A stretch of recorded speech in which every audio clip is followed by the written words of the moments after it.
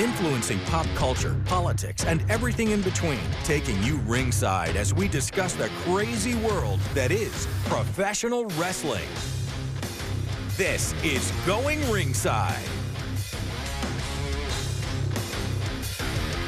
Good evening and welcome to the show. I'm your host, Scott Johnson, and we've got a packed show for you today.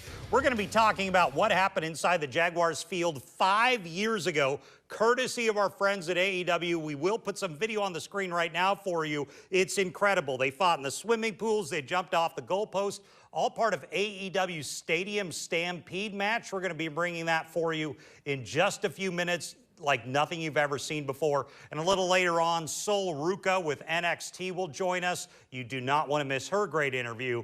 That's coming up in the show as well. But we got to talk about what's in the headlines right now. First things first, the UFC fight at the White House is now having international ramifications. As we've told you, there's an event planned at the White House for the president's birthday in mid-June. But the G Summit is a major conference for international leaders like the president, and now they've actually delayed it to accommodate the major fight, which has attracted names like John Jones and Conor McGregor.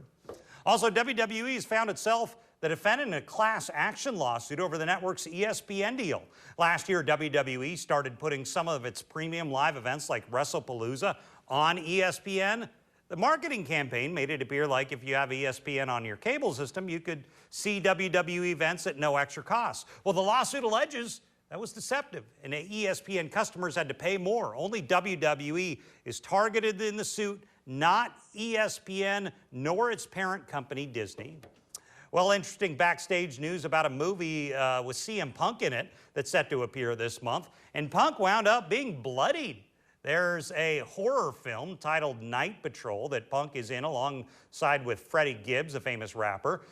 Gibbs is a Grammy nominated. At a press event, Gibbs said he accidentally slashed Punk during a fight scene and he had to get medical attention. Gibbs even made the joke that he thought Punk would retaliate with a body slam. Well, stay tuned, because I've never seen anything like it. Put it on the screen. You want to see what's coming up next.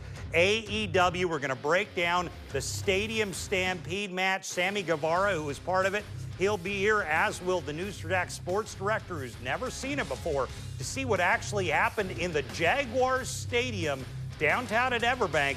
You do not want to miss this. It is next.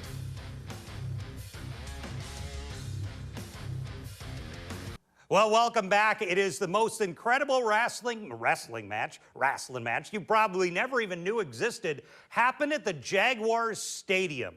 The 2020 Stadium Stampede, put on by our friends over at AEW, owned by the Khan family, and of course, their headquarters is in Everbank Field. Well, I want to put it on the screen because you probably never even knew this existed. They did a 10-man tag match all over the stadium, jumping off goalposts, fighting in swimming pools, and our guest here, Sammy Guevara, was even chased around the stadium by a horse, by a man on a horse. That would be Hangman Page. Being that the Jaguars are, of course, in the news here in Jacksonville, I'm like, we got to talk about this match right now. I was interviewing Sammy with our friends at River City Wrestling Con, and he kind of started to turn the interview toward this fight on the Jaguars field. I'm like, we got to talk about this. I couldn't believe it happened in our own NFL stadium. It did. Here's one part of the 10-man 2020 match that was called the Stadium Stampede for AEW, which the full match is available on the AEW YouTube channel. Just search Stadium Stampede on YouTube. You can see it there. Here is Sammy Guevara. Well, we're joined by one of the most amazing performers in the world, Sammy Guevara. Sammy, thank you for joining us on the show today. The pleasure is always all of y'all's. You know, this ratings probably just went up because the champ is here. Sammy, the Spanish guy, Guevara. The Jesus of professional wrestling. I have many more nicknames. Mr. Money's Worth. Damn, he's so good. He's so good looking. What else? Well, there's a lot, but what I want to ask you about is you were one of the originals when AEW goes national. How have you sustained with that company? What has it been like being in that company? Man, it's been a blast. It's a dream come true. I was a kid growing up. I said I wanted to be a professional wrestler. I wanted to wrestle on TV. I wanted to win championships, have action figures, and AEW brought all my dreams to life. So it's been a dream come true. Best feuds, best opponents that you can think of? Oh, man, I mean, any match that I'm in is a match that's worth watching. That's what I will say. I've had many battles with Darby Allin, another OG. Darby is insane to watch on television. The two of you together we're wondering how you both walk away from that. You know, sometimes I wonder the same thing. You know, I've had a lot of encounters with him. I've had encounters with golf carts. I've been encounters with being thrown off cages. AEW has been a crazy time for me and my body. I do have to ask, were you there during the pandemic when all the shows were in Jacksonville? Oh, yeah. This fascinates me. I'm glad of it because our Jacksonville viewers are curious. What was it like doing those shows at the stadium, the Daly's place, every single week? Man, it was such a wild time because the whole world was shut down. But every other week, we would go and film Dynamite. And it was a really cool family-oriented thing because it almost felt like everybody was a collaborative to, like, let's put on the greatest show that we can for the people stuck at home. And I felt like we made a lot of magic in those Jacksonville days. The football field matches, were you involved in any of this? Oh, yeah, Stadium Stampede. What was Stadium Stampede like? That has fascinated me that you turned our football stadium into a wrestling ring. Yeah, I mean, I feel like they got to make a documentary about that because it was such a crazy, especially the first one. The first one was insane. It was very bad for me. I got chased by a horse in that. I remember that image of you being chased by a horse. A horse. I got chased by a golf cart. I got thrown off of the stadium. What else? It was just a bad time for me, but it was such a fun moment to look back on. How did the idea come about? Did Tony pull you guys and say, look, we got to utilize this football stadium, or how did that happen? I honestly have no idea. It might have been Tony Khan who came up with the whole concept, Stadium Stampede, but it literally was like, what do we do? You know, we were supposed to have the blood and guts, our version of a big cage with 2 rings, but we couldn't do it. So it was like, what are we going to do? Oh, we have a stadium here. Let's do something crazy that's never been done. And yeah, that match is such a fun match to look back on. And I just was watching a clip the other day of literally me being thrown off of the stadium. There were so many large, you guys are used to bumps. You guys are used to a bump off a cage, off a table, whatever. This was different. Yeah, so there's actually a part of the match where I'm being suplexed repeatedly on the field all the way until they scored a touchdown with my body. Yeah. They were carrying you, or what? Flipping me, boom. Then they rolled over, flipped me again, and we just kept going, like from halfway down the field all the way to the touchdown zone. It was a bad time for my body, let me tell you. Like, being slammed on the ring is one thing, but being slammed repeatedly on that grass, on that AstroTurf, is not a good time. What was it like working the same facility as an NFL team?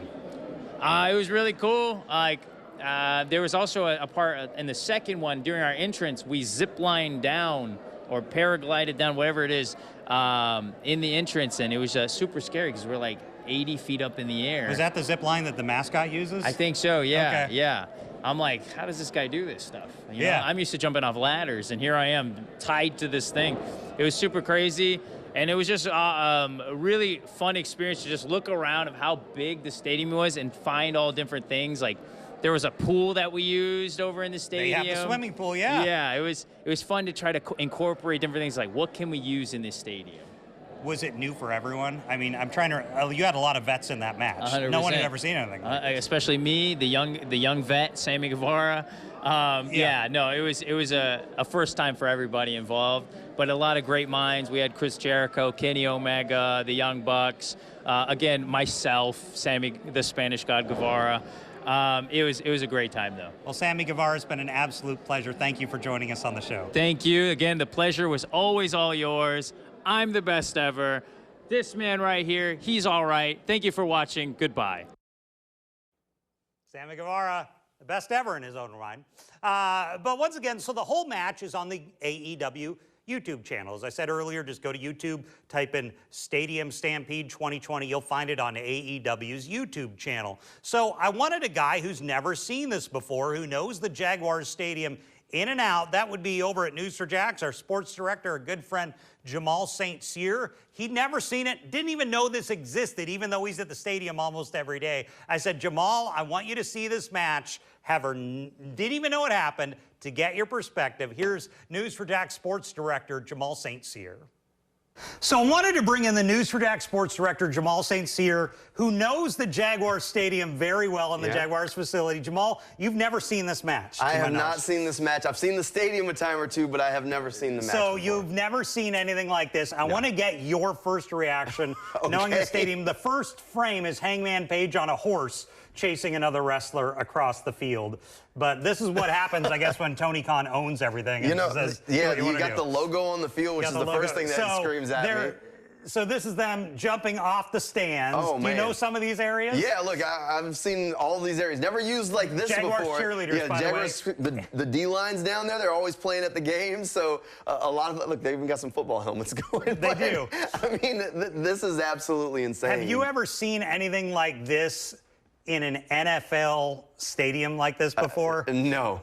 No, this is a first. I've never seen something like this before at all. So does this say something you think that Tony Khan just like has the free reign of the stadium? Well, he definitely does have a little bit of reign. I mean, you're the owner's son. You get a little bit of pull, right? Yeah. So, I mean, the ability to do this, and if I remember in this era of AEW, I do remember the Jaguars head coach at the time and his assistant head coach even popping up on a random night of AEW, helping out, passing off a laptop or two that was used. Fighting in the grandstands, and then Hangman Page is stalking other wrestlers on a horse. Oh yeah, this is down underneath the stadium, so this is like behind the scenes a little bit. I mean, we've been back there before trying to make our way around to different interview sections and stuff as we worked around the stadium, but this is an area where fans go, so this is almost a little bit of the guts of the stadium. What do you think the Jaguars staff's thinking of stuff like this?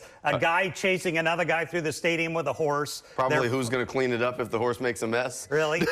and one thing I want to ask you about is the Jaguars Roar was involved in this. I saw them a lot in the early seasons of AEW. They would bring the cheerleaders on and kind of make them the ring girls. Sure. I mean, why not? Look, the Roar are always great. They're always out at the games getting everybody hyped. So if you're at the stadium, why not? So let's scroll ahead. I want to see, before we go, if I can find a swimming. You see, they're hitting each other with the barricades. With the barricades they have there.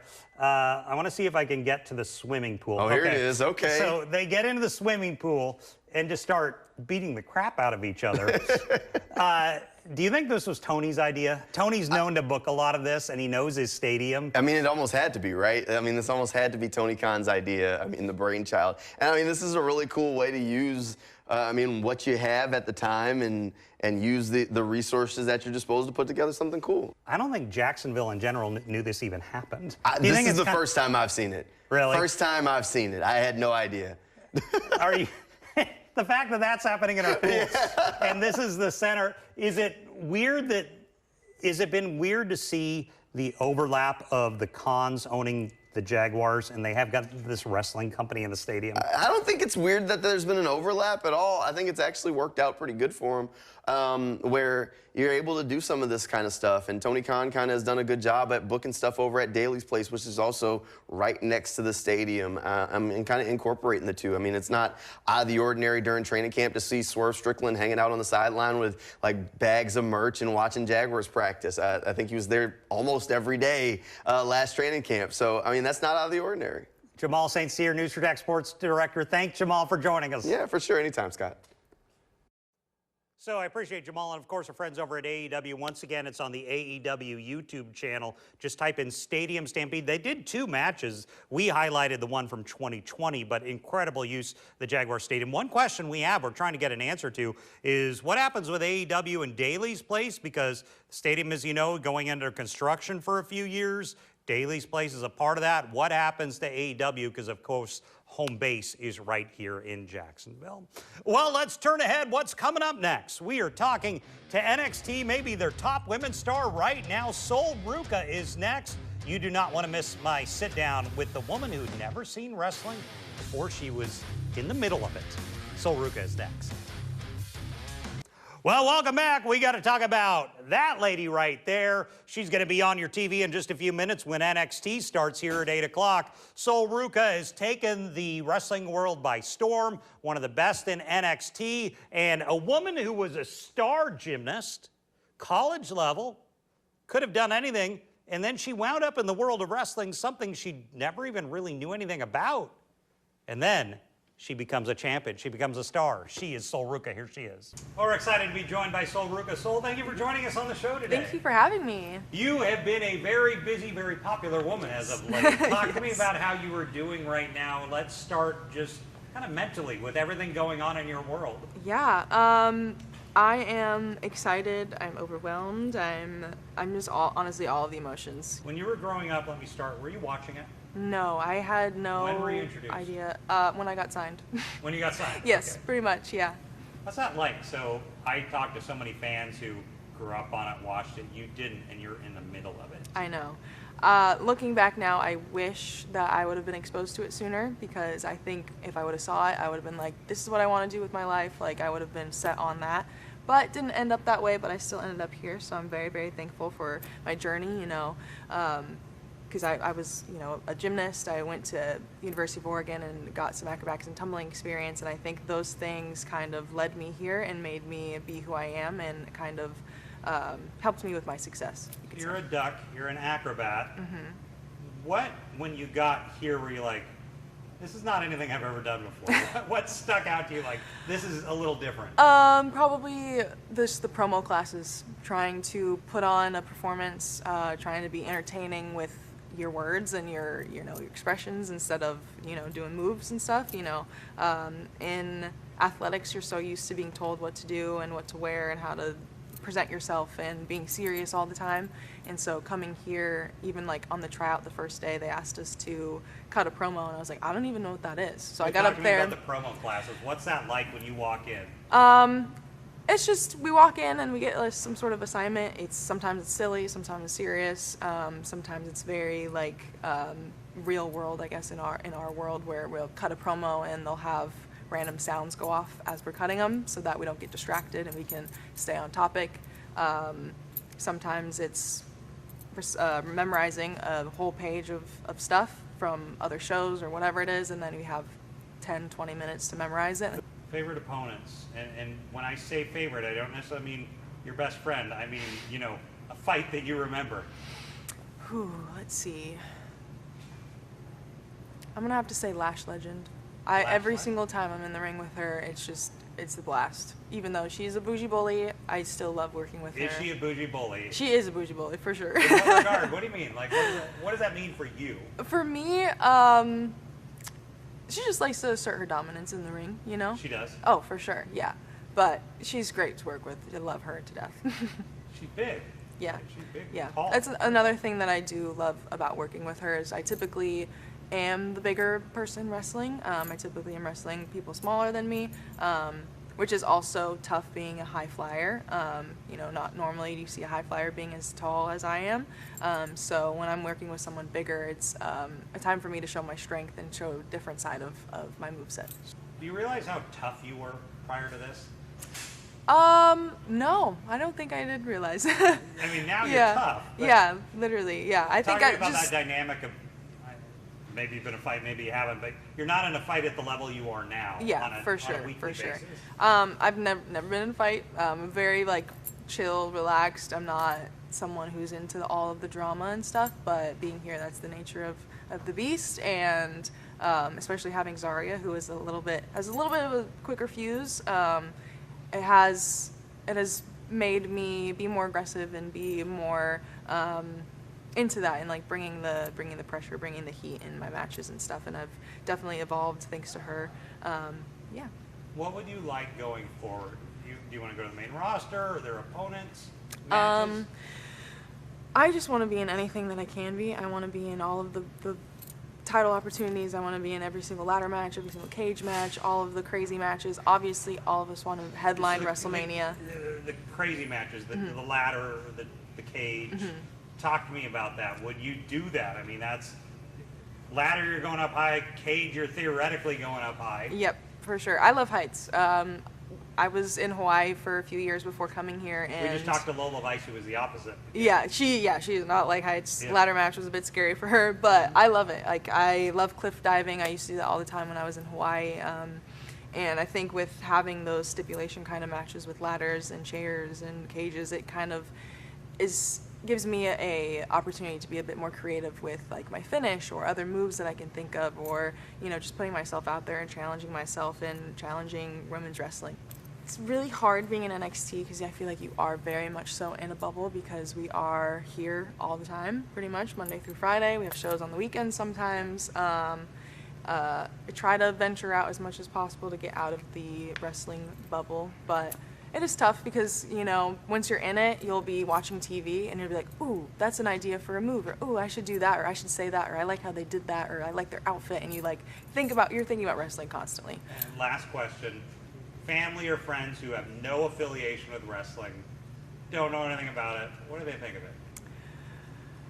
Family, they're so supportive of it. They think it's so cool. My friends, they're just like, they have no idea. They're just like, how do you even what is it? What do you do? How do you do it? Like, what are the ins and outs? And they're just curious. They think it's really cool. Yeah, I like to brag about it. Well, Sol Ruca, thank you for coming and bragging to us. Thank you. We appreciate it. Thanks. Thanks for joining us. Thanks for having me. Sol was such great to sit down with. We were down there at the Performance Center in Orlando. Loved the chance to sit down with her and kind of pick her brain, the perspective of a woman who didn't know this world and now she's in it and has to tell her friends and family, this is now what I do for a living. Interesting story. Well, coming up, we've got a major event coming to Jacksonville in just a few days. Continental Championships Wrestling Stampede 35. We're going to talk about it coming up after the break. It's right here in Jacksonville in just a few days. Stay tuned. We'll be right back. Welcome back. Before we go, I want to put it on the screen. I want you to know all about it. Coming this Saturday, the Stampede for CCW coming up at Eagles View Academy over on Ramona Boulevard. 7:30 is the bell time. You can get tickets still now. Once again, it's January 17th, this Saturday on Ramona Boulevard. Thanks for joining us. We'll see you back here next week.